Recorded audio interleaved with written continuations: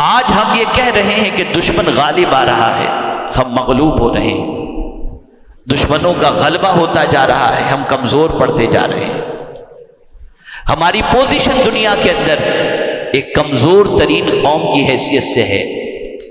اور جو جب جہاں چاہے ہمیں پیروں تلے مسلتا ہوا نظر آتا ہے۔ کہیں تو مسلمان بالکل بے قصور ہیں اور کہیں مسلمان کسی حد تک قصوروار بھی ہیں، کہیں مسلمانوں کا امتحان ہو رہا ہے حق پر ہونے کی وجہ سے کہ یہ حق پر ہیں مسلمان، لیکن ان کو دبایا جائے، کچلا جائے، مارا جائے، زمینوں پہ قبضہ کیا جائے، اس طریقے سے ہو رہا ہے جیسا کہ آپ غزہ کے اندر دیکھ رہے ہیں۔ لیکن کہیں مسئلہ ایسا ہے کہ خود مسلمان اپنے کرتوت کی وجہ سے پریشانیوں کے اندر گرفتار ہے اور ان پر دشمن غالب آ رہا ہے۔ وہ پانچویں وجہ جسے بالکل ذہن کے اندر محفوظ کر لیں، جسے فرمایا گیا کہ جس کی وجہ سے دشمن جو ہے غالب اور مسلط کر دیا جاتا ہے، یہ اللہ مسلط کر دیتا ہے دشمنوں کو۔ فرمایا گیا اللہ سلط کا لفظ آیا ہے، اور جو قوم وعدہ خلافی کرے، جو قوم عہد شکنی کرے، وعدہ خلافی کرے، اس قوم پر اس کے دشمن کو غالب اور مسلط کر دیا جاتا ہے۔ جس قوم کے اندر بھی وعدہ خلافی ہوگی، اس قوم پر اللہ عز و جل دشمنوں کو مسلط کر دے گا۔ کیا یہ سچ نہیں ہے؟ اگر ہم کاروبار کرتے ہیں تو ذرا دیکھیں پیمنٹ کے بارے میں،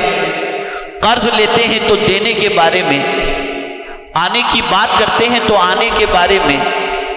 جہاں کہیں بھی ہم دیکھیں وعدے کے بہت کم پابند مسلمان نظر آتے ہیں۔ قرآن مقدس میں اللہ عز و جل نے فرمایا یا ایھا الذین آمنوا اوفوا بالعقود، اے ایمان والو وعدہ کرو تو پورا کرو۔ اس پر تفصیلی احادیث موجود ہیں، خود رسول رحمت صلی اللہ علیہ وسلم کی حیات طیبہ میں اس کے بہت سارے نمونے آپ کو ملیں گے، اور خود صحابہ کرام علیہم الرضوان کی حیات طیبہ میں، اولیاء کاملین علیہم الرضوان کی حیات طیبہ میں اس کے نمونے ملیں گے۔ اگر کوئی بندہ یہ چاہتا ہے کہ دشمن اس پر غالب نہ آئے، کوئی بندہ یہ چاہتا ہے کہ دشمن اس پر مسلط نہ ہو، تو اس کی ذمہ داری بن جاتی ہے کہ وہ وعدہ خلافی سے بچے، وہ جب وعدہ کرے اسے پورا کرنے کی کوشش کرے، عہد شکنی سے بچے، ورنہ قرآن مقدس اور احادیث رسول صلی اللہ علیہ وسلم کی روشنی کے اندر ہمارے لیے عروج کسی اعتبار سے بھی ممکن نہیں۔ اب کسی کے ذہن میں یہ بات آ سکتی ہے کہ کیا ان گناہوں کی بنیاد پر اس طریقے سے معاملہ ہو سکتا ہے؟ کیا ان گناہوں میں تعزیر ہے؟ تو میرے پیارے آقا صلی اللہ تعالی علیہ وسلم کے پیارے دیوانوں، جس طرح دواؤں اور غذاؤں میں اللہ نے تاثیر رکھی ہے، سر کا درد ہے، آپ نے کوئی ٹیبلٹ لے لی، اس دوا کی تاثیر یہ ہوئی کہ آپ کے سر کا درد چلا گیا۔ آپ کو چکر آ رہے تھے، آپ نے کھانا کھا لیا، غذا کی تاثیر یہ ہے کہ آپ کی کمزوری دور ہو گئی۔ تو جس طرح دوا کی تاثیر ہوتی ہے، غذا کی تاثیر ہوتی ہے، ایسے ہی میرے پیارے آقا صلی اللہ تعالی علیہ وسلم کے پیارے دیوانوں عمل کی تاثیر ہوتی ہے، اور عمل کی تاثیر مسلم ہے، چاہے وہ زبان کے ذریعے ہو، چاہے کردار کے ذریعے ہو، چاہے اشارے کے ذریعے ہو، ان کی تاثیر موجود ہے اور اس کا اثر انسان پر ضرور پڑا کرتا ہے۔ اے رسول اعظم صلی اللہ تعالی علیہ وسلم کے پیارے دیوانوں، آپ دیکھیں زبان سے الفاظ نکلتے ہیں، آپ اگر گالی بکتے ہیں تو سامنے والا آپ کا دشمن بن جاتا ہے، یہ آپ کے لفظوں کی تاثیر ہوئی۔ لیکن اگر آپ سامنے والے سے نرمی سے اور دعائیں دیتے ہوئے بات کرتے ہیں تو سامنے والا آپ کا دوست بن جاتا ہے، یہ لفظوں کی تاثیر ہے۔ ایک رشتے میں بندھے ہوئے میاں بیوی، شوہر غصے میں آ کر